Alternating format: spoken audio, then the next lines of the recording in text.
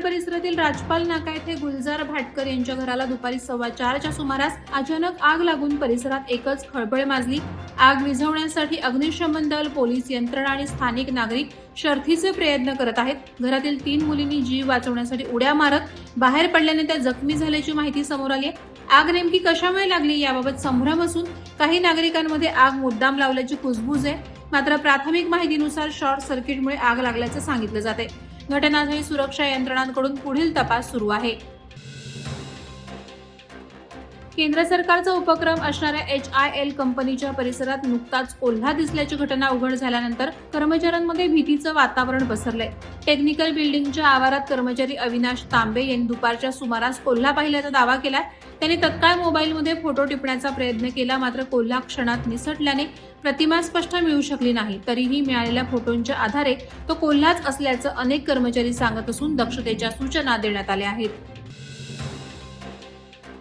नवी मुंबई पोलिसांच्या अंमली पदार्थ विरोधी पथकानं मोठी कारवाई करत तब्बल 2,72,00,000 गुटखा जप्त करून नष्ट केलाय। ही कारवाई 11 डिसेंबर रोजी करण्यात आली।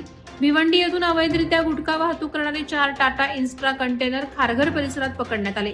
या प्रकरणी प्राथमिक तपासातून महत्त्वाचे धागेदोरे मिळाल्यानंतर पुढील तपास सुरू ठेवत पोलिसांनी 23 जुलै रोजी कामोठे परिसरातून 1 टेम्पो आणि 5 आरोपींना अटक केली होती। त्यानंतर न्यायालयाच्या आदेशानुसार 2 पंचांच्या उपस्थितीत संपूर्ण जप्त मालाची विल्हेवाट लावण्यात आली। भूमिपुत्रांकडून वेळोवेळी आंदोलनं करण्यात आली। अशातच पहिल्या उड्डाणाआधीच नामकरणासंबंधी निर्णय व्हावा असं मत आमदार प्रशांत ठाकूर यांनी प्रसारमाध्यमांशी बोलताना व्यक्त केलं।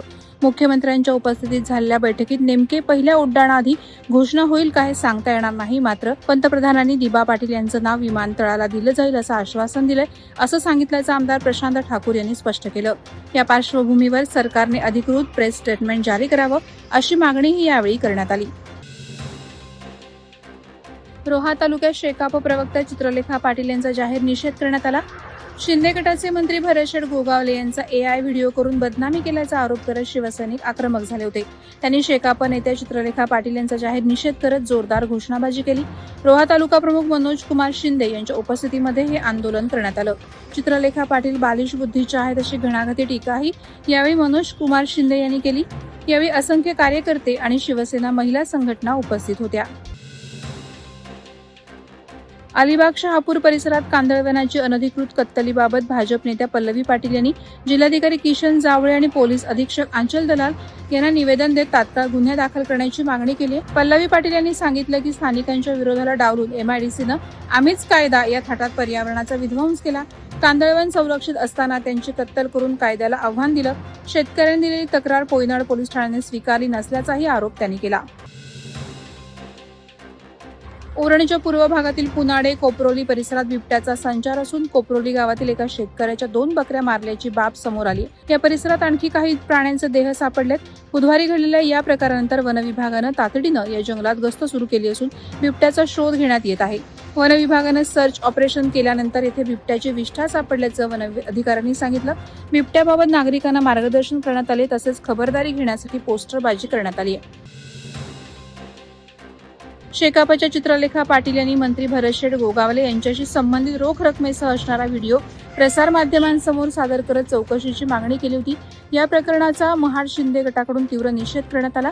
गोगावले यांची प्रतिमा मलिन करण्यासाठी मॉर्फ व्हिडिओ मुद्दाम तयार करून प्रसारित केले जात आहेत। लवकरच अब्रू नुकसानीचा दावा दाखल केला जाणार असल्याचे संकेत जिल्हा प्रवक्ते नितीन पावले यांनी दिले। तर माजी सभापती सपना मालुसरे यांनी संपलेला शेका पक्ष वाचवण्यासाठी हा केविलवाणा प्रकार केला जात असल्याची टीका केली।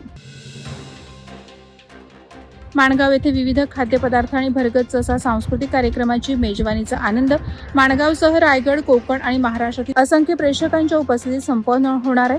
शुक्रवार दिनांक 12 डिसेंबर रोजी ढोल ताशा पथकासह धूमधडाक्यात फेस्टिवलचं उद्घाटन होणार आहे। यावेळी सुप्रसिद्ध ज्येष्ठ अभिनेत्री अलका कुबल, चला हवा येऊन द्या फेम लेखक, निवेदक, दिग्दर्शक डॉ. निलेश साबळे, अभिनेते भाऊ कदम, अखिल भारतीय मराठी चित्रपट महामंडळाचे अध्यक्ष मेघराज राजे भोसले हजेरी लावणार आहेत।